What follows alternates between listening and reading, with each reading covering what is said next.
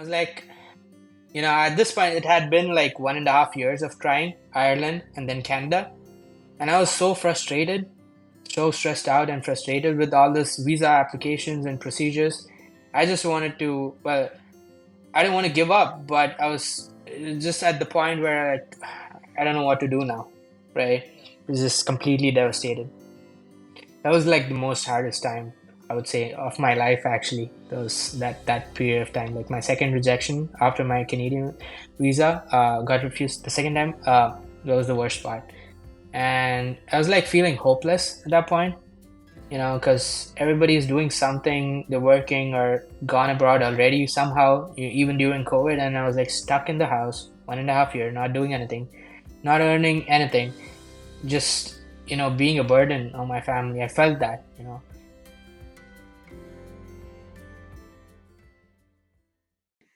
Hey Robin, how's it going? Hi Prateek, it's going good. Good, good, good. Thank you so much for making the time to do this. I really appreciate it. Yeah, of course, no worries. Awesome. Before we get started, if you want to let the people who are listening and watching know who you are, what you do, any likes and dislikes in personal life, future aspirations, anything or everything rather, you're comfortable sharing about yourself on the internet. Sure. Well, hi everyone, I'm Robin Miranda. um and I know Prateek since childhood, so Yeah. we've been good friends since then, and kind of on and off, I would say. But getting in touch more often recently, and well, we both are in the U.S. now. Funny enough, Yes. Funnily enough. life is crazy, and we were in Bangalore in India at one time. And Yeah. well, Prateek remembers meeting me there. I don't. Sorry, Prateek. But No, you're yeah, good. You're good. so well, I'm a mechanical engineer now. I work here in the US for an organization in Michigan State. Well, and I work in cryogenics department. Working on cryo modules and particle accelerators and really high-end sci-fi stuff, I would say, to put it bluntly there. Um, but yeah, that's what I do now, and that's kind of my introduction. Um, and then about going into my likes and dislikes. Well, I would say, I would say, speaking in terms of country, I really like the U.S. Even though you hear a lot of things happening, I mean, there are good and bad people everywhere, right? But for me, it was more of finding like it was not more of like earning more money coming into the US. I mean, that's always something there. So everybody wants to earn money, but for me, it was more like finding a place where you feel comfortable, living. It was more like an environmental decision. I didn't really like, all the I don't want to say this, but everybody kind of knows, India is, really bad in terms of noise pollution, air pollution, stuff like that. And that kind of affected me because I had, breathing problems, issues with all that. It's terrible. If you check out the air quality index in India, it's terrible, especially in certain cities. But yeah, and so the weather is also another thing I really hated. Hated. I know it's a strong word, but I would say maybe dislike humid, hot, and humid weather because I've grown up being in that region. So yeah, I wanted a change. Going into colder temperature regions. That's one of the biggest factor that I think played a role in me coming here to the US, I would say. So that's something that I like now. And Awesome. my dislikes, if I speak about that, I really don't like the food here. I mean, I don't know about I you, don't but blame I you. really don't like the food I don't here. blame you. I just really like Indian food and the food that we get in India. I don't know what they put in it, but I mean, it's damn delicious, man. Yeah. Yeah. Have you tried any different cuisine since you've been in the US that you might like a little more? Are you asking me about like American cuisines or like anything? Like international, like Mexican stuff or Italian or Mm, whatever? well, I've tried Mexican. Not really a big fan of Mexican food for some reason. It's like Interesting. a tapered down version of Indian food for me. Yeah, I Right, mean they which is have the why, same base, like onions, yeah, tomatoes and stuff, cilantro and stuff like that. right, right, It right. tastes similar. I kind of feel it, but it's not there, especially when you have been eating Indian food and then you go to Mexican. It's like, I don't know. Maybe like Americans might find it delicious. I don't know. Or they probably like it. They do, I think. Yeah. A lot of my friends, they do. Americans who they really like Mexican food. Hmm. So It can feel like yeah, a bit of a downgrade in some sense, I guess, if you're yeah, comparing it I think so. directly. Yeah, I don't yeah. know. Yeah. Gotcha, gotcha. So I'm taking that you're maybe not a big pizza fan either. Well, pizza, it's a different topic because pizza, there are various kinds of pizzas, right? New York style, now Detroit style, Chicago deep dish pizzas, and or you could go with the original Italian style, pizzas like oven baked pizzas. Those are really good. Well, I've not been to Italy, but the ones that they make, the authentic ones, if you go to a really good Italian restaurant, those are really good. But talking in terms of like, I really like deep dish for some reason. Most people don't Interesting. agree with it. They're like, nah, deep dish is a big no-no for me. But I really kind of like deep dish actually. But I'm not a big fan of the other pizzas. New York style. I guess I would eat it. It's not like I would not probably not eat it a lot. I would go there once in a while to have a New York style pizza, but it's not my thing. I like more of like the Italian style and the deep dish for some Right. reason. Yeah. Hmm. Gotcha. Yeah, I mean, I know, like, generally speaking, people pick New York over deep dish or um, Chicago style, however people choose to put it. Because I've heard some people say that deep dish is more like pie; it's not pizza at that point, and all that kind of stuff. So Yeah. I don't know. I don't think I've tried deep dish myself. Yeah, I've definitely not tried deep dish. I've tried Detroit, I've tried New York, and then the regular stuff. I don't mind the regular stuff. Actually, like the regular, your Domino's or whatever. I think I'd prefer that over Pizza Hut if you had to compare the Yeah. two. Hmm. But yeah, food I think is something that I've grown to like. Generally speaking, like I don't mind some Mexican food here and there. Hmm. There's some pretty decent spots here and so on, so it's not bad.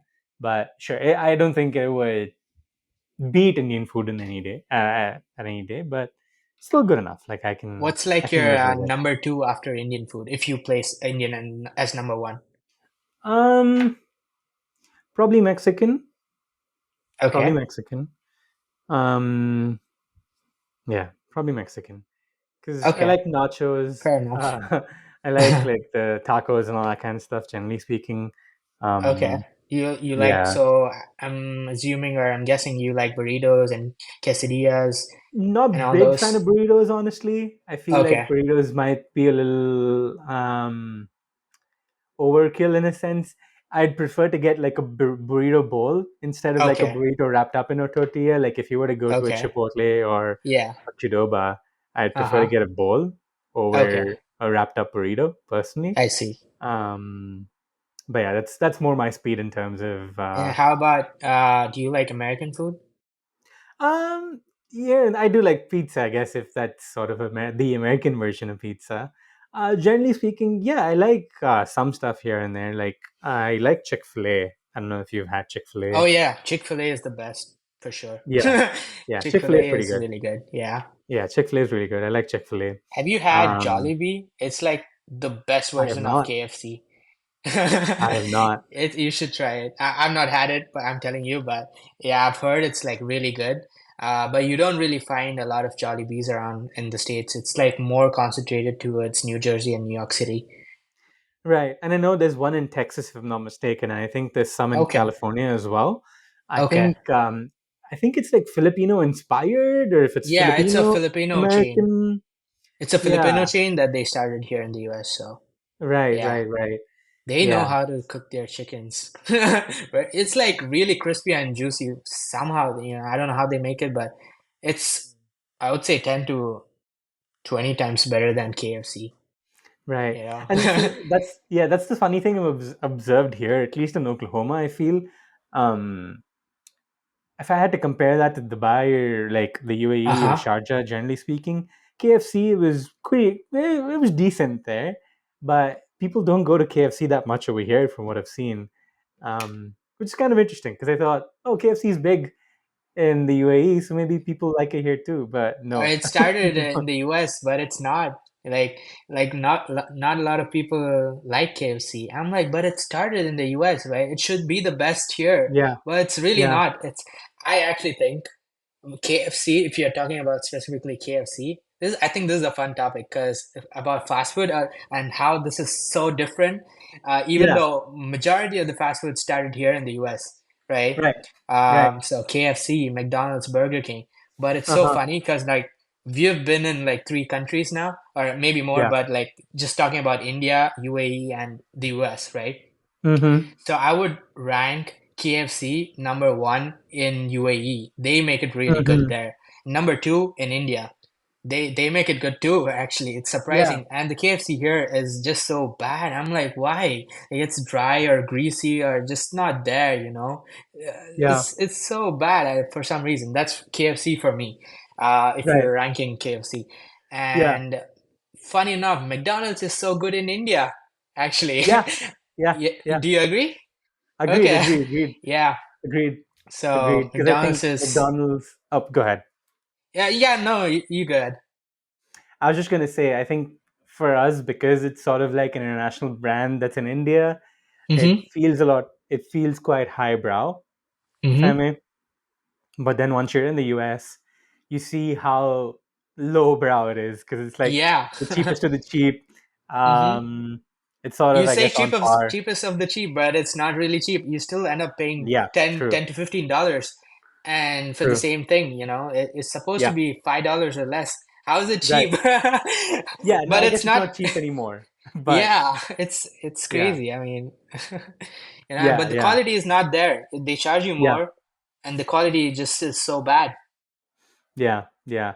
From what I know, because it's the place, because it's the only fast food place that's open 24 hours, Mm-hmm. um, people generally go there late nights, kind of stuff. At least that's what I've Yeah. heard.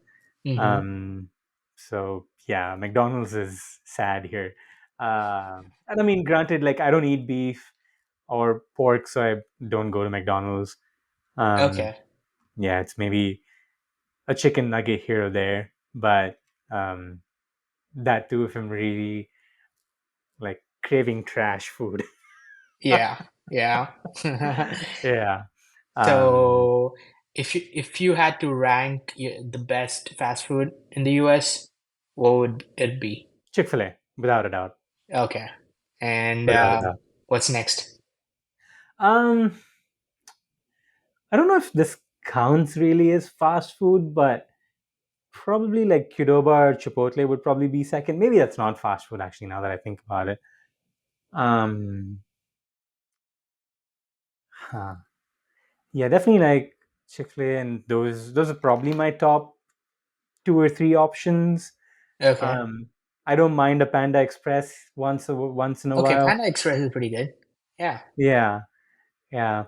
Yeah, They I've been recently eating a lot of had, Panda Express recently because we got one in Michigan State University inside the campus. So yeah, I've been going there like pretty often, I would say, for lunch, and I really like it. You know, it's like a good Chinese food. I don't know if it's like authentic Chinese, but it's there. You know, it yeah, tastes good. So yeah, yeah, yeah. It's definitely. I don't think it's authentic Chinese. Um, because I've had some food from like Chinese restaurants over here, hmm. and those are definitely different compared to the way I guess Panda Express makes their Yeah. noodles or their fried rice, for example. Hmm. So yeah, but Panda Express is decent. Okay. Um, I don't mind. Popeyes is also nice. I like Popeyes. Hmm. Um, I know like the chicken sandwich debate was a huge thing over here during the pandemic. Uh-huh. I don't know if you've heard stories of how like the Popeyes chicken sandwich came out during the pandemic, and No, I haven't people were heard of it. literally like waiting in line to get into Oh, Popeyes. really? Okay. Yeah, to get their chicken sandwich. and that sort of led to a lot of different fast food franchises sort of coming out with their versions of a chicken sandwich and whatnot. Oh, I see. But a lot of people generally, I think, Chick-fil-A and Popeyes are sort of like the one and two for Mm-hmm. different people. For me, Chick-fil-A is definitely number one between those two, but I know Mm-hmm. there's a lot of other people that prefer Popeyes over Chick-fil-A. Okay. Um, so yeah, but what about you? What are your preferences in terms of fast food? Well, I would agree on you with Chick-fil-A. That's number one for me.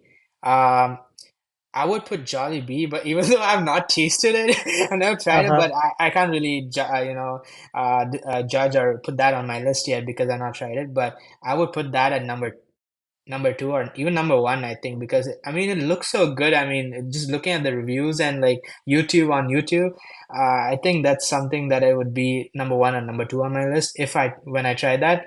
But since I've not tried that, I would say my number two would be. I think I would say Shake Shack. They make really good burgers. Yeah, and fries and even milkshakes. So it's like similar, well, not similar to Chick-fil-A, but it's good quality fast food, I would say. So that's my Yeah, number two. yeah, definitely. I think if you had to compare like good quality fast food to bad quality fast food, your McDonald's and your Taco Bells are all the bad quality Mm-hmm. fast food. Your Chick-fil-A's, your Shake Shacks, and again, I don't know if you would put Chipotle and Qdoba in those categories, but if you did, they're also, I'd say, better quality fast food compared to Yeah. um, McDonald's and Taco Bell and all those kind of places. Yeah, it's just yeah, Yeah, for Chick Fil A sure. is definitely Yeah. up there. Yeah, Yeah. because you sometimes tend to see weird things in McDonald's, especially if you go late at night. Maybe not so much over here, but I've heard stories, people like talking about it online of how Mm-hmm. those places can be weird. Um, but anyway, like sort of catching up about, I guess, what led you to mechanical engineering is, um, I guess, an interest to get a degree in. Yeah, well, that's a huge topic. I could go on and on Go for about it. this for us, anyways. But well, I was growing up, I was interested in science, you know. Well, talking during high school and stuff, things were very, competitive back then. Everyone was like, we gotta study, do, work hard, get good grades back in school. And so that kind of the upbringing, being in our own and Sharjah, it was a good school, I think, because the way it brought us up, raised us. So we've been more into academics, I feel, most of us, I think. It's because it was more competitive, everybody was like, oh, I need to get good grades, be the topper in my class and things like that. So Yeah, it was competitive, yeah, I feel. So it was like, but I was also into science, and then that kind of like led me into it. And then when I moved back to India, I decided to do again a science in my high school, 11th and 12th. I don't know I think they call it high school here. yeah. So We call it pre-university, but they call it high school here. yeah, yeah. So I Yeah. took up science. I actually took up computer science as my, elective.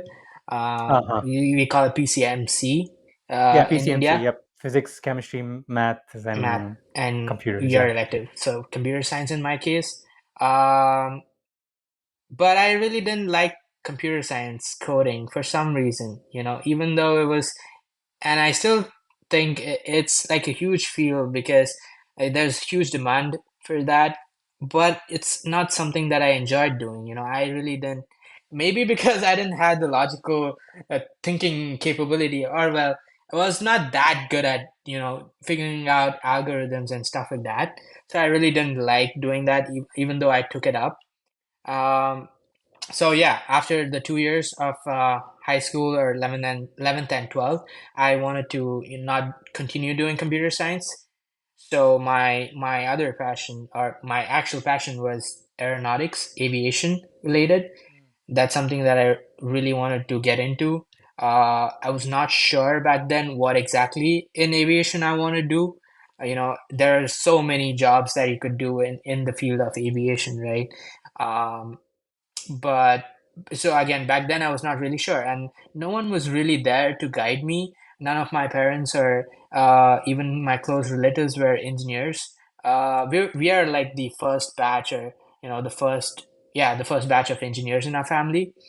So no one was really there to guide us, is this a good field or what exactly? And back then things were, I mean, we didn't have much of counseling in India, like, selecting your streams or what exactly is your interest. Looking at college students here now, they have like so many options, and they go for like pre-counseling or before they get into engineering and stuff like that, to decide what their actual passion is and what exactly they want to do. So they have much more of a counseling pathway or something. But we didn't have that. So it was like, I just knew I wanted to get into aviation, right? And then all my cousins and the people around me are like, okay, now you finished your 12th standard. Now you got to do your CET, write your CET exam, the state engineering exam, and write the JEE main exam, the Yep, national yep. level engineering exam. I think that's the same for you as well, right? So it's like, or no one never told you like go for this exam, you have to write this exam, stuff like that. So I wrote CET and I wrote, well, it was called AIPMT at that point, Mm-hmm. but it's called NEET now. Mm-hmm. For those of you listening who are not sure. But those, yeah, I wrote those because my elective was biology in 11th and Right. 12th. Um, so I did the CET for like medicine or biology, and then I wrote the AIPMT for, again, medicine. Um, but yeah, yeah. I mean, a lot of people that I went to school with were training for JE mains and JE advanced. I was like, engineering is not my cup of tea, so never mind. Mm-hmm. I'm not going to write the JE mains. I'm not trying to get into an IT or IIT, so it doesn't matter. Yeah, So I that was never like really the cared. thing, like you have to get into NIT or IIT, otherwise you're not really there. And everybody's just preparing for these exams. I'm like, what's happening? Like, I don't even know what's going on, right? And then, so I write my CETs and my JE. I actually did better in JE than CET, but Oh not wow! like to that level, because for some reason, when I don't care about things, that's when things turn out well. For some reason, when I studied so freaking hard for CET exam, but I ended up doing not so well. And right before my JE exam, I still remember this. I went for a movie because I really didn't care about it, but I actually did way better than that. But it was, but I still had to give the JE Advanced exam, and I was not up for it because JE Advanced is not just ticking answers or selecting the MCQ answers, right? It's more of like a elaborative or a essay type where you got to solve stuff. So that was not me. I could select answer if you give me four options, but yeah, JE Advanced was like too above my level or way difficult back then. So anyways, so I just ended up getting into an engineering college in Bangalore based on my CET score. And JE, I don't know if they consider JE, but whatever. I still had to pay the state board fees that they allot. I didn't really want to pay donation, or some they call it donation back there. So it's like an additional amount, like a huge lump sum that you give to the university. It's called a management seat that they call it. You either get a management seat or like the government quota if you write the exam. So I took the seat through the government, whatever, and so I didn't have to pay that huge of an amount. So and then I eventually ended up taking aeronautical engineering. So I did my bachelor's of engineering in aeronautical engineering, and so 2 years into my engineering, and I was like, so one day, well, I kind of got to know that okay, I want to do my aircraft maintenance engineering. I want to be an aircraft maintenance engineer. That's what I aimed at. That's the profession that I want to be working as eventually. And this had kind of curated or cultivated in me because when I was back in high school and during my 11th and 12th in Mangalore, I I used to watch air crash investigation on Nat Geo. So that kind of like brought in the inspiration in me. firstly I was like, oh, I want to be an aircraft investigator, but then I was like, no, I mean, I don't want to do investigative stuff. I want to do more of the engineering stuff, fixing up the engine airplanes and fixing up, doing the maintenance stuff actually on the aircraft, and then handing over the aircraft to the pilots, or doing those sort of stuff. So I kind of got that mentality, or the interest in it that way, growing up, and so that's why I took bachelor's in aeronautical. But it ended up being completely different. That's And so 2 years into my course, uh, and I was like, okay, now I got 2 more years to complete my bachelor's. What do I want to do now? Right. So I knew what I wanted to become. And so I started researching, Googling things up, pathway to aircraft maintenance, being a aircraft maintenance engineer. And I was like, okay, fine. Which company would I want to work for? Some things like that, researching. And so I ended up calling up Emirates in Dubai, and I was like, okay, so I'm doing my bachelor's in aeronautical, and I want to do my aircraft maintenance engineering.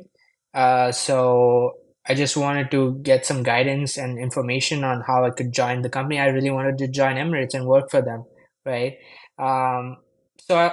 You know what the lady told me? She's like, with your bachelor's degree, you won't even be able to touch the plane. And I just felt like, what the hell? What am I studying for? Right? It just felt so demotivating. Like, I'm studying aeronautical engineering, but I won't be given a chance to touch the plane. And then I was like completely devastated, I would say, I guess. After that, I was like, I called my mom. I'm like, I don't think engineering is for me. I don't want to do this. I wanted to do aircraft maintenance. But they say that, oh, this degree, they don't even consider it. This one is more like a or you go into a research oriented or like an engineering pathway where you don't necessarily do maintenance on aircraft, you design aircrafts. So that was the difference, and no one really told me, right? I thought, okay, maybe I could do this course, and that is like a specialization course that you would do Sure, after sure. this course. But no, this course would be done right after my 12th standard actually.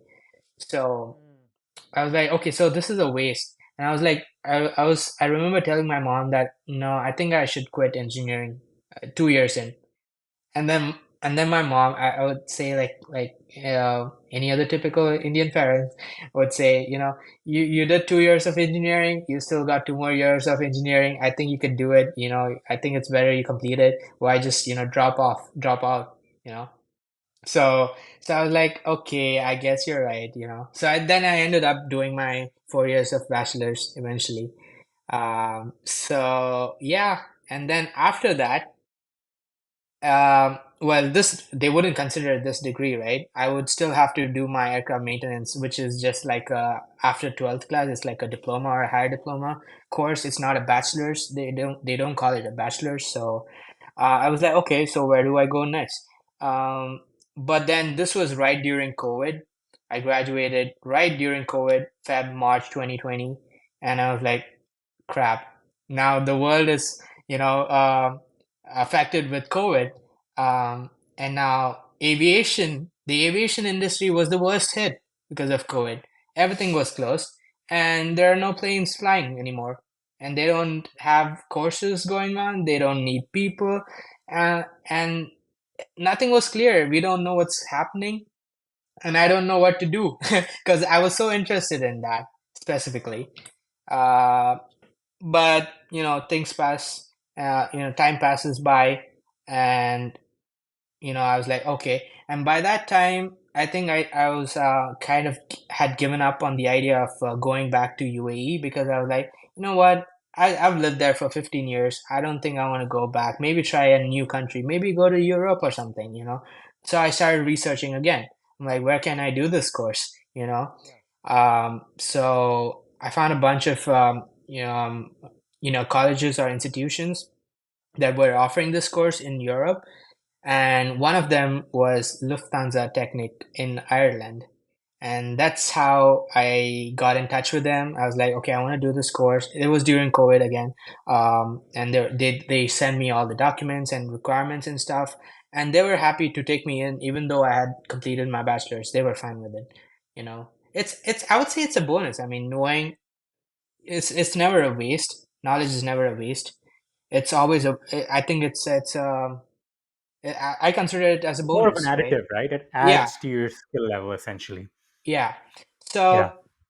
So they were happy taking me in for the batch, but they were not sure. They told me initially it was like, okay, we're gonna postpone it. It was supposed to start in April or something, but due to COVID again, they're gonna postpone to to fall of 2020 September. But then COVID never stopped, so they kept postponing the course start date, right? Then they moved it to 2021 April. Then they're like, okay, we're gonna suspend this course after that until I think April of 2022. And I was like, damn, like what the hell? What am I supposed to do now? So then it was like, I never gave up. I really wanted to, for some reason, I had this huge interest in doing this course for some reason. So I didn't give up. I was like, okay, maybe Ireland is not for me. I don't want to wait that long. So I started researching again, and then I thought Canada was a good option to do this course. So I started applying to Canada. Um, and again, during COVID, got accepted in one of the colleges in Ontario. Everything was done, and being an international student, Canada has this thing where you have to open up a bank account there in Canada while being in your home country, and then transfer like $10,000 is like a deposit thing, and then pay a year of college tuition all at once before you even apply for your Canadian student visa. So that's what I did. That was the only option, and that's what I wanted to do. Because the reason why I applied to Canada was because I thought there would be a lot more opportunities in this field there, uh, and it was one of the easier countries to do this course and work after doing this course as compared to the U.S. You would ask me why not the U.S. Because it's U.S. is not that easy to find a job and work in aviation especially because most of them require you to be a U.S. citizen, which clearly I'm not and cannot be until someone sponsors me, right? But Canada Or didn't, you it get was one married of to the, someone. what's that? Or you get married to someone. Or you get married, that's the easiest pathway, but Right, right. that's not in my hands. I don't know. Yeah, that's right. So I was saying that in jest, but sorry, continue. yeah. So Canada was one of the countries who didn't have these requirements. You don't have to be a Canadian to work there after doing a course. That's why a lot of people go there. They don't have these scrappy rules that you have to be a citizen for and getting citizenship is like crazy hard in the US. And you expect people to have that? Like how do you expect that, right? Anyway, so Canada was my second option to do this course. Um, and so I started applying for the visa, and then it was during COVID, um, and there was like a huge backlog of applications because a lot of Indians and from people from China wanted to go to Canada for some reason. Uh, well, I know what the reason is. It's to immigrate. Canada is one of the easiest countries to immigrate to. So a lot of people wanted to apply there. Sure enough, so. I was one of them, but I really didn't care about being a citizen at that point of time. I really wanted to do this course. That was my number one priority. It was not to go and immigrate, work, study, or do some course as most people do, and then just work any odd jobs, be a truck driver or whatever. You know, that was not my intention. Or make money like that. My intention was to do this course that I'm passionate about. But unfortunately, after 6 months of waiting, 6 months, can you imagine like no decision for 6 months? And then you get hit with a refusal, a rejection. Like, and then I was like really shocked. I'm like, why? What's the reason? So then I was like, you know what? I really need to reapply. Maybe I did. And the first time when I applied by myself. um, Maybe I did something wrong. Maybe my documents weren't right or something. So the first thing that I did was hire a Canadian immigration attorney or lawyer who handles these cases. And so there's this guy, Punjabi, from Canada, sure enough. And so this guy, I don't know, I found him online, and he was like, yeah, don't worry, you know what, it happens. There we get thousands of cases like this, like you were in a similar situation. A lot of this year, there have been a lot of rejections from the Canadian government for applications from India or whatever. So we'll do one thing, we'll apply for the visa officer's notes, and that's something that only Canadians can apply to. So I can't request the Canadian government to give me a visa officer's notes as to why exactly was my visa refused. Only a Canadian can do that. So, well, even though I had my relatives there, I didn't really want to bother them.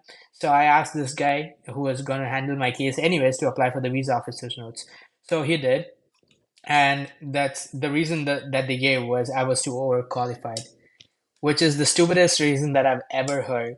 Like, how can you be overqualified? Again, as I just mentioned, like being knowledgeable is always a bonus. It's a plus, right? And that's so I really wasn't, you know, happy with that answer. So I didn't want to give up, and I was like, you know what? Okay, let's apply again. And then so he suggested me, oh, maybe go for a different course. He's like, okay, so they say you're overqualified, right? That's because you did your bachelor's and you're going for a higher diploma program, so that doesn't make sense to them. I'm like, okay, I mean, to me it does, but to them, for some reason, it doesn't. Okay, fine. For in their eyes, it's like, oh, this guy is just trying to immigrate into our country. That's what they see, is what he told me. uh, but okay, anyways, so he's like, okay, let's do one thing, let's go for a graduate diploma program, a graduate diploma. Oh no, I think it was called a graduate certificate program. It's a 1 year course, but it's considered a graduate, so you do it after a bachelor's degree. So there's no way that they can refuse this application because now they can't tell you're too overqualified for a graduate program, right? So I was like, okay, that makes sense, you know. So we went with it. But this time I had applied for aerospace manufacturing, even though I wanted to do aircraft maintenance. He told me once you get the visa approved, go get into the college in Canada, then you could do like a switch of programs. That's allowed once you get into the country. So I was like, okay, I guess if you say so. um, and then I did apply again for the second time, but this time within a week they gave another rejection. I was like, at this point it had been like 1.5 years of trying Ireland and then Canada, and I was so frustrated, so stressed out and frustrated with all this visa applications and procedures. I just wanted to, well, I didn't want to give up, but I was just at the point where like I don't know what to do now, right? I was just completely devastated. That was like the most hardest time, I would say, of my life actually. That period of time, like my second rejection after my Canadian visa got refused the second time. That was the worst part, and I was like feeling hopeless at that point, because everybody's doing something, they're working or gone abroad already somehow, even during COVID, and I was like stuck in the house 1.5 year, not doing anything, not earning anything, just being a burden on my family. I felt that, even though, well, my parents knew that I was trying, but even then they're like, nothing's happening, do something. Like, what can I do? Like, some things are not in my hand. So that kind of the pressure was kind of there, even though they supported me as much as they could. But this was something that I couldn't do anything about, and so that kind of you know had a toll on me. Um, anyways, well, moving forward, I was like, okay, maybe again, just talking to my mom. My mom is like so positive, and like she always inspires me. She's like, never give up. Like, always do. Okay, what's the next step? Do that. She's always thinking ahead and just going forward. So that's something that I learned from her or got it from her. To never ever give up. Even if it however hard it is, or a tough time that you're going through in life, just never give up. You know, I was in my bedroom, just lying on my bed, crying because I didn't know what to do, right?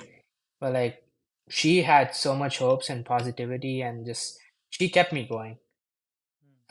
So yeah, Because I at was that like, point, you'd already okay, tried a lot and it wasn't working out. yeah, exactly. So, but then I don't know how she stays positive, but she's like, okay, it's okay, it happens. I mean, now what's the next step? Do you want to apply again, or do you have backups that you want to go for? Maybe try something else, things will work out fine, whatever. I was like, should I go another time? I don't want to waste time. My 2 years are kind of getting wasted. I'm getting older.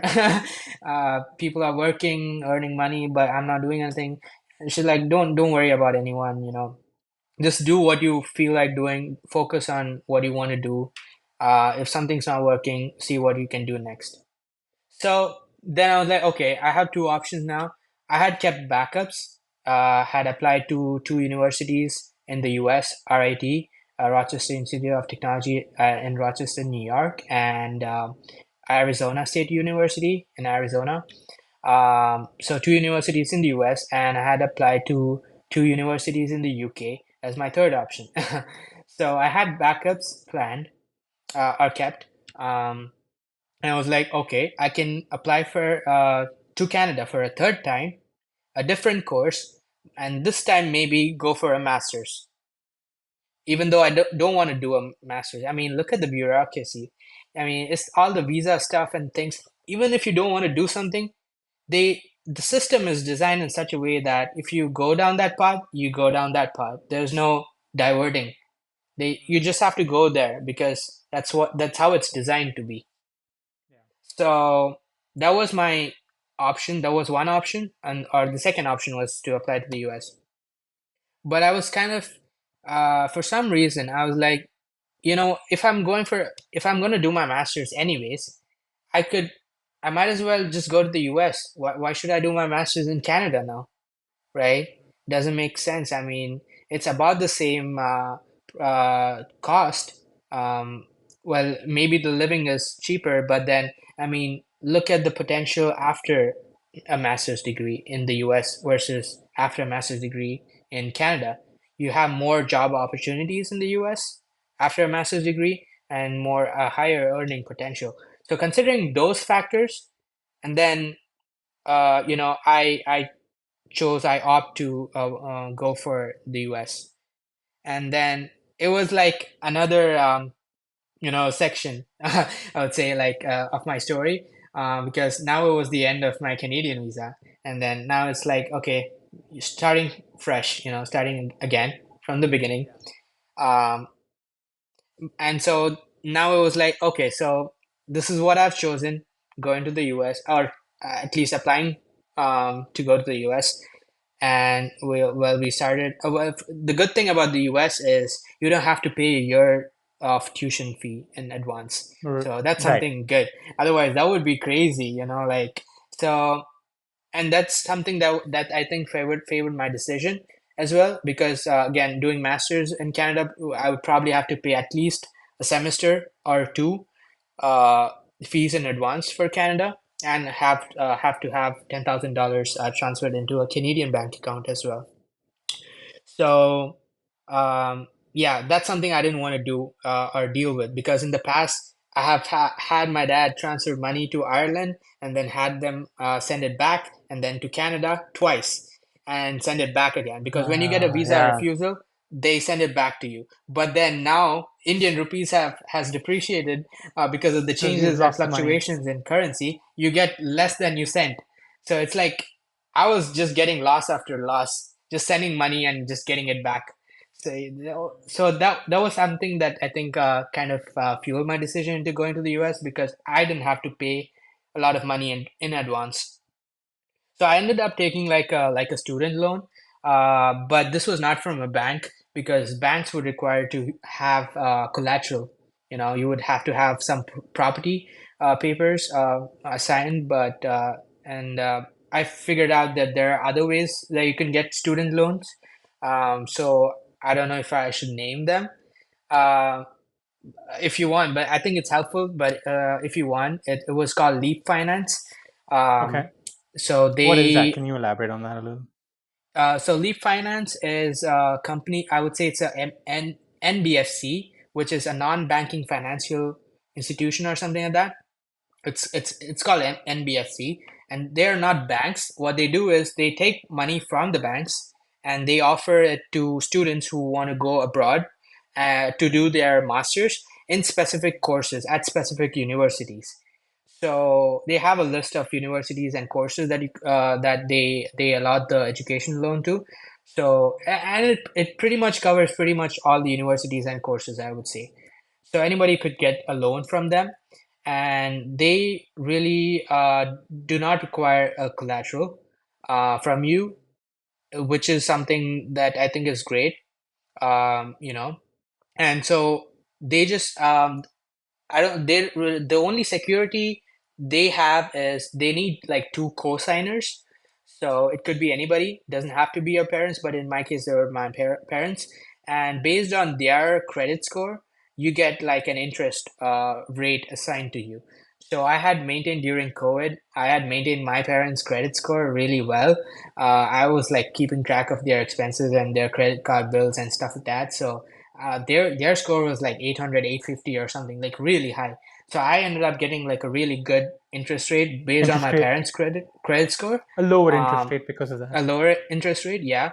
And so that was much cheaper than what the banks would offer with the collateral, you see. So it was like a no brainer for me, so I was like, yeah, that's what I'm gonna get. And I didn't have to pay much. They didn't have like the processing fees and the other bunch of surcharges that banks put on top of your loan. They really don't like tell you way, beforehand, and that just gets added up later on. Then you realize that. But these guys were like more upfront. So there's Leap Finance and there's Prodigy Finance. And but Prodigy Finance is more focused towards studies or universities in the UK, and Leap Finance is more for US and Canada. So that's why I ended up going with Leap Finance. Um, yeah, so they offered me a loan amount, and I didn't have to pay my college until like the first 2 weeks of joining. That's when I probably would have to pay like the semester's fee. After you've But enrolled yeah, and all that sort of stuff. yeah, right. So that was good, and it also included they would cover the living expenses in the loan. Um, so I could, it's like they give you credit. You can withdraw it whenever you want, and use it for your tuition and your accommodation or food or whatever.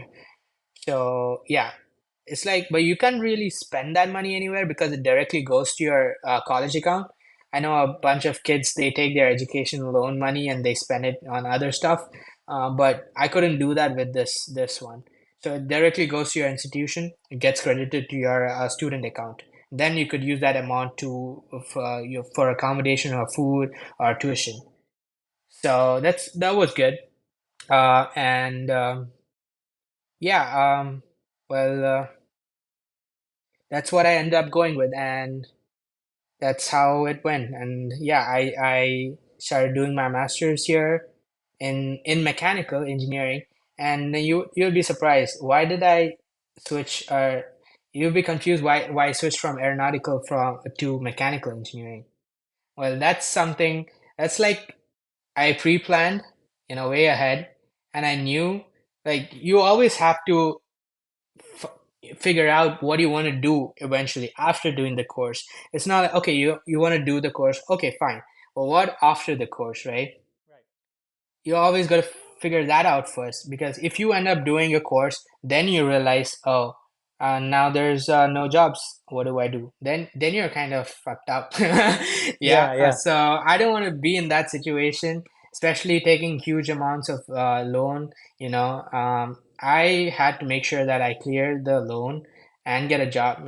I would do that by getting a job, and the only way that would be possible is and so when I thought of doing aeronautical in the US, I started researching about companies that they would hire, like companies that would hire aeronautical engineers, and like maybe Boeing or Lockheed or Gulfstream or whatever, all those aerospace companies in the US. But then reading through the job description, then the first bullet point you would see must be a US citizen or a permanent resident.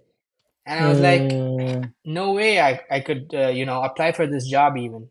I don't qualify the first point itself. It doesn't matter how qualified I am, how brilliant I am, doesn't matter what my GPA is. I just don't satisfy their first requirement. So I cannot yeah. apply to this job. So, like, okay, I guess that's not an option then. And that's why I thought of doing mechanical engineering. And I thought, okay, maybe because mechanical is similar to aeronautical engineering. It is mechanics. Aeronautical is more focused in aerospace, aviation, aircrafts, right? It's all mechanical engineering though. But it's a So I was specialized like, version of it in a sense. yeah, exactly. It is. So that is why I was like, okay, maybe I could do mechanical engineering and then switch and get into aeronautical or aviation once my visa situation and status in this country is all good. Maybe if I once I get a green card or whatever. It was a long term thought process. It was like in another 5 to 10 years, not right now. In another 5 to 10 years, that's probably what I would do. And thinking about that, that's why I ended up taking mechanical. And I think that's one of the best decisions I made because now I opened up a door of opportunities. I'm not specialized only in aviation. It's mechanical engineering is a huge field. You could go get into aviation. You could get into automobiles. You could get into nuclear even. You could get into any other industry, sustainability, batteries, electrical, semiconductors, whatever, you name Yeah. it. Everybody needs mechanical engineers. So I think that's the best decision that I made. And so yeah, it look and from where from where I am right now, it looks like it turned out well. It turned out for the good, and I still I have one of my friends from back then in who did aeronautical engineering in Bangalore with me, one of my classmates. He came here to do his aerospace, which still confuses me. I'm like, I don't think that's the right choice. I mean, it's his choice, but I don't know what his pathway is. But What is the if difference anyone there on between aerospace and aeronautical? uh, well, aeronautical is more focused on aircrafts, and aerospace is outer atmosphere, outside of the Earth's atmosphere. It could be rockets, it could be satellites, it could be any other things that go outside of space.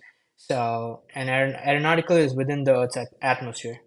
That's the main difference, I would say. So, yeah. Um, so he's doing my friend is doing aerospace in Virginia Tech, um, but I don't know how lucky he's gonna be getting into an aviation or aerospace companies. It's kind of Is impossible. that still his goal? I'm not sure. I haven't been in touch with him, but I still wonder what he's gonna do. He came to the US a year or a semester after me, so yeah, I joined here. In fall 22. He got here, I think, spring of 23. So he's still in college right now. So I mean, it's fine for now. I mean, I think you could even to get internships. It's kind of difficult because you still need to be a citizen to be get access into companies like these.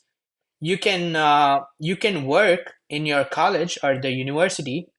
You could do part-time research or full-time research with your professors. That's something which is always an option if you select these types of courses. um, and then going forward after you graduate, I think you can go into academics. That's always an option. Or if getting into the industry is impossible, then you can always get back to your professor and be like, okay, I probably like to do some research with you if they have research going on.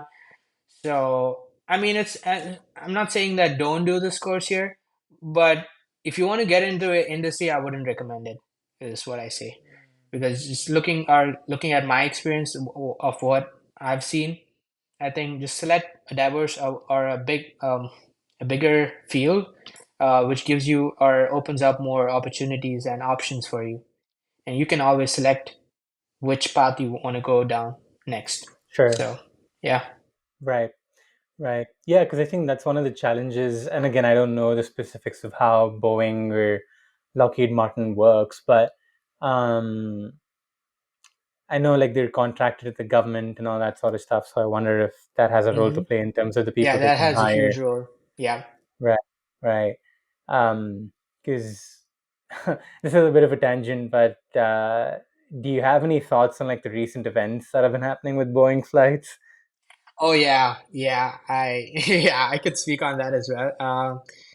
Well, so I remember. So right now the CEO has been changed, but the previous CEO, I remember watching his trial in court, um, and the judge is like, well, he told he earns like what, like 33 million a year, uh, and then all he does is like puts the blame of whatever events and accidents happen to Boeing in recent times on the workers. That's like so unfair because the workers or the engineers at Boeing, uh, I mean, do their best and they really don't get paid, like a crazy amount. You would think that they get paid a lot, but it's not really true. They are more stressed and more pressured, the put on pressure by the upper management at Boeing, I feel. Um, and yeah, and anything goes wrong, it's on them, and the people, like the CEO and the higher management, they just enjoy their money there. They really don't care. That's how business is run here. It's just money making, I feel. And that's why I felt like, okay, maybe it's not a good company to work for. You wouldn't want to work for people like these, right? Like companies like these, where the motive is not people's safety and life and well-being and benefits and well-being for the engineers and the workers there. They just, all they care is just to make money, as much as money possible, just to extort as much money possible from just normal regular people. That's what they do. So you really don't want to work for these big ass companies. They have a really good reputation in the past, for sure, and I would say it's like one of the well-known aircraft manufacturers in the U.S. Um, Other than Airbus Airbus, being I the mean, I guess other Airbus one, in which Europe, is in yeah. France, right? But in the U.S., Boeing is the top one because they are the ones who have been building or manufacturing airplanes since the beginning, right? So that's why they have a name, but it doesn't mean that if you have a name, working for that company is the best decision you'll make. Just to put it out there, it's not always what you think it is. Things are different when you actually get to be in the company and work for them. One of my friends actually still works for Boeing. um, well, she doesn't really mind. I think it's her department wise or whatever. Her department is not that bad, but again, looking at what's happened in recent times, reading at the news articles and videos on YouTube and reviews like that, I don't think it's a good place to work. But now, I mean, the CEO has changed. Maybe things are different now. It's probably getting better. I hope.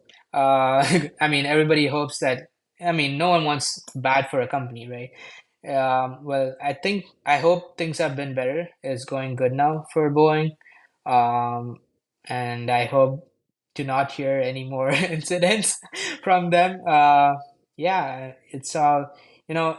You got to prioritize safety is number one. There's no compromise to safety. Being an engineer, that's and working for the company that I work for now and the company that I worked for before, their number one has been always safety, not profits. When you make profits your number one, you no longer are going to work or function as a good company. You're always going to go downstream. It's just going to be bad for the company, even working for the company. So always prioritize what people want, their safety in terms of aircraft manufacturers or any other industries that manufacture stuff. Um, and then you can have your profits, you know. So that's something that I feel is the right thing to do for companies. And for us engineers, it's something that we have to research on Yeah. and look forward to working to companies who prioritize this, not profits. Right. Right. I might have to fact check myself here when I'm editing this episode and watching it back. But I think I remember watching a video about, like a news video about them breaking down some of the details of this incident, or like multiple incidents that have happened with Boeing. And if I remember correctly, kind of to add to what you were talking about, a lot of the people in the upper brass of the company were taking a lot of the profits, Mm-hmm. and they were sort of shortchanging that when it came to the stuff they would need to run maintenance for planes and build planes and all that sort of stuff. So there was a lot of, I guess, shoddy work done in that case because of how like people on the top were sort of dealing with everything. I guess that's what remember watching people talk about. So it's really unfortunate because, yeah, especially for a floating vehicle in the air that is moving many people, you want to make sure that it is of the highest safety levels. So Yeah. to imagine that they're taking so many shortcuts to Mm-hmm. um, build planes or maintain planes, it's really scary and it's really unfortunate. Um, because yeah, you would hope that when you're sitting in a plane, your next thought is not, "Oh, what if this plane crashes?" because of Yeah. what's happening. Because I had a few classmates here who were traveling, I think around that time or something like that, and they were talking about, "Oh, I was checking to see what kind of flight it was. Was it a Boeing that we were flying in?" I think it was. I guess we were flying to a conference or something, and that's when this came up. I'm trying to remember the incident connected to this conversation. I believe it was a conference because I think I traveled to Colorado for a conference earlier this year, and I think the conversation might have come up then. But yeah, it's really scary to think about, um, especially if you see a Boeing next to, uh, I guess, an aircraft that you're traveling in. But then again, um, that you can't really control what aircraft you fly in. You just book the tickets. So Right. Right. at that And point, you hope just have to nothing keep your goes fingers wrong and crossed. just trust the engineers, you know. Right, Yeah. right, right. Yeah, just keep your fingers crossed and then hope for the best kind of Mm-hmm. thing. But yeah, that's really unfortunate because to add to the other thing that you were talking about, I think the one thing you realize after moving here is most companies, if not all, are operating for profit. I mean, that is sort of their, I guess, bottom line, if you will, because they Mm-hmm. have shareholders and stakeholders that they are beholden to in some sense. So they have to meet the requirements in order to, um, I guess, fill their pockets up, if you will. Mm-hmm. Um, but yeah, it's really unfortunate when you think about how it might affect people because of the way that they manage the business. And I kind of like you said, it doesn't just have to be specific to this space. Even in other spaces, um, you hear about these things once you sort of hear it in the news or whatever, or it becomes public. And yeah, it's disheartening in a lot of ways, Yeah, for sure. for And sure. and this is not just here in the US. It happens anywhere in the Everywhere. world, I would say. Because recently, I'm not sure if you've heard of this, but there was news in India where popular brands like MDH and Everest have been causing a lot of cancer and other diseases to people Wow. because Okay, yeah, I've not heard of yeah, this. Yeah. this is something that was in the news and it was like going crazy because like everybody uses these spices in their food, right? And Right. no one was Right. really Right. aware of what's going on because you don't know what they put into it, what's happening behind the scenes, where it's come from, where it comes from, where it's being sourced from, right? So, well, recently I think I don't know how they caught it, or I think the government of India was also responsible. They have a huge hand in these. Like, I'm telling you, it goes all the way to the top. You know, it's not the bottom level people who are doing things. It comes Yeah. from the Yeah. Yeah. top. It's the top. Yep. Yep. Yeah. So you want to the people up there, they want to prioritize and make as much as profit as they can, so they are willing to cut corners, as you said, you know. So what these people do is, well, with spices, powder spices, they have it goes through like a packaging plant, and they have to like dry it or something in their factories, and then have it filled into a plastic bag and then into a box and stuff like that. But during that process, they use a chemical called ethylene glycol, if I'm not wrong, but I believe that that's the one.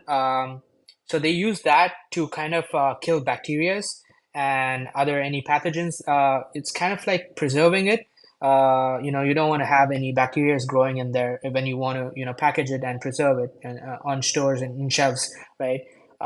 So that's something that they use. But after the process of, you know, killing, or so you use the term pasteurizing for milk, where you like boil the milk and kill the bacteria and cool it down, but it's similar to that, but you don't boil it. In this case, you supply the spices or whatever with ethylene glycol. But then there's a degassing stage where you have to make sure that all the ethylene glycol that you did put in has, you know, been sucked out of it, you know. But then there is a limit. I think it's point 0.1 or something, defined by, you know, the here in the US it's FDA for Food and Drug Administration. In India it's FSSAI. um, that's the one that controls the how much, you know, how much of some certain chemical can you have in foods. You know, you cannot have it you know, completely pure. You're gonna have some small quantities of some chemicals everywhere, I would say. So but then that limit is controlled by that governing body, and that body is under the government of India. So, uh, for some reason, this was happening, and they had changed the limit from point zero zero 0.001 to like point 0.1. You would think, oh, point 0.1, it's still okay. It's just still point 0.1, but that point 0.1 could kill somebody. You know, it could kill Yeah. a lot of people who use that. That's like what 100 times above the limit. It's point zero zero 0.001, and you just make it like just remove two zeros and put a point 0.1. That's not how it works. It's like 100 Yeah. times Yeah. more than the allowable limit, right? Uh, so yeah, and that happened, and then that they had changed it so that MDH or Everest could, you know, not degas it as much, because now they're saving time, because to degas it like to point zero zero 0.001, you gotta keep it under vacuum and things like that. You're gonna monitor and other stuff that is involved. I'm not really sure. I don't know how exactly it works, but I'm guessing it takes a lot of time for sure, and they wanted to cut corners, right? They wanted to get it out as soon as possible and just not care about those things. They really didn't care about people's life, you know. They So that's something that happened, and now I think people started complaining, and it's all over the news. And then these products have been, you know, going all over the world, not just India, right? It's going to Europe, it's coming to the US.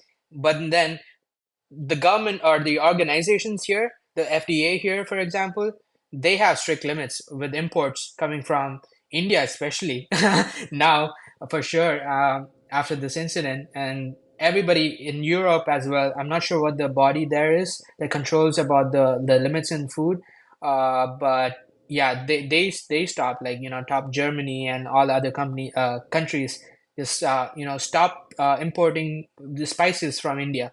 And then Canada and US followed soon, and then China stopped as well.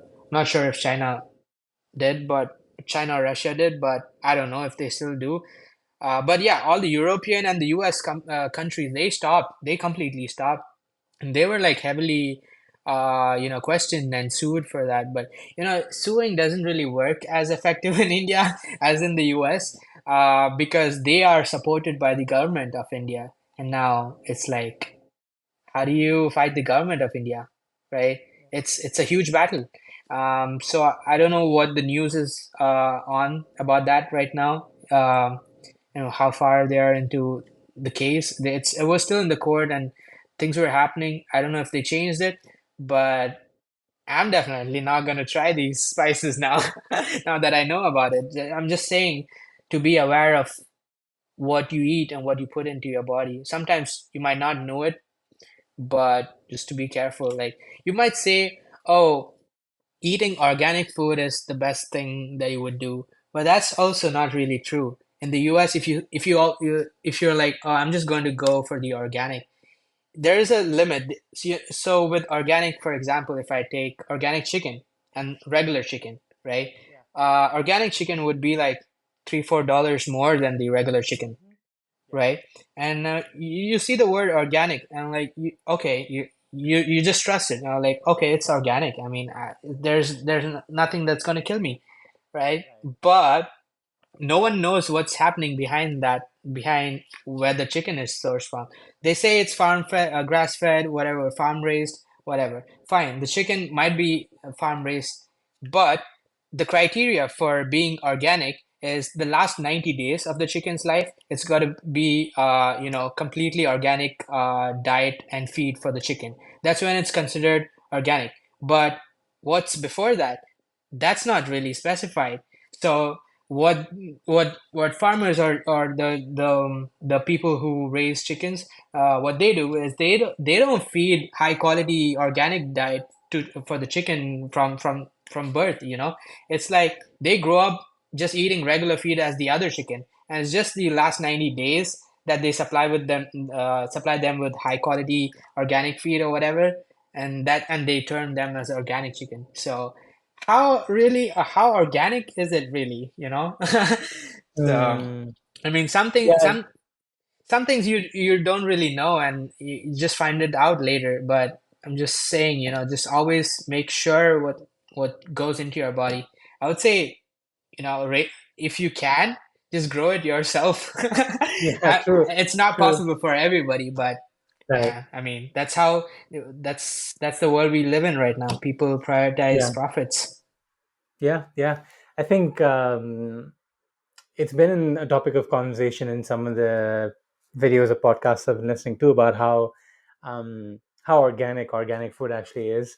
So it's kind of fascinating to see that it's coming to the forefront now, where people are like, okay, I shouldn't blindly believe what's on a label because they could literally say that this is God's nectar, and people could buy it, but Mm-hmm. then it's probably just some honey from a regular canister that they're selling to you with the label saying, "Oh yeah, this is God's honey" or whatever it is. Right. I don't know why I use that as an example, but it just came to me, so I did. But yeah, it's unfortunate, but yeah, to sort of add to the point that you made, that it's not just a problem in the US, it's a problem everywhere in the world. Yeah, very true. But the other interesting thing that I think is, because the US, in some sense, just because of the way the world has been designed for so long, it sort of dictates culture in a lot of ways, I feel, to where other countries are learning from the US, right? So that'd be interesting. I don't know how the culture travels in terms of business, but I'd be intrigued to sort of see how like business practices have changed over time, um, and how much of that is influenced by the US around the world, not just specific to India. But I think Yeah. that'd be something interesting to look at. But it's also kind of funny because you saw we started talking about fast food, and we Mm-hmm. circled back to food again. Um, but yeah, it's just uh, unfortunate that we live in that world. But um, I guess individually, people can be a little more mindful about what they do, Yeah. and the choices that they make. Yeah, But for sure. yeah, yeah, awesome. Let's bring this to a close, Robin. Thank you so All much right. for taking the time to do this. I know we kind of had to cut it short, but I know we spoke a lot before we started too, Mm-hmm. um, and I had a really good time. So thank you so much for Yeah, saying yes. And thank you so much, Prateek, for having me here. It was actually my first time podcasting, so I don't know how well I did, or but yeah, it was. I enjoyed talking to you about different issues and topics that we discussed so far. So it's been a pleasure. So yeah, thank you. likewise, likewise. Yeah, of course, man. Likewise. Maybe we can do another one another day and talk about some other stuff if you're open to it. For sure. Yeah. Awesome, awesome. Well, thank you so much, Robin, for joining me again. And yeah, Thank we'll you. chat briefly after we're done recording this. But yeah, for those of you watching and listening, thank you so much, and we'll see you guys next time. Bye bye.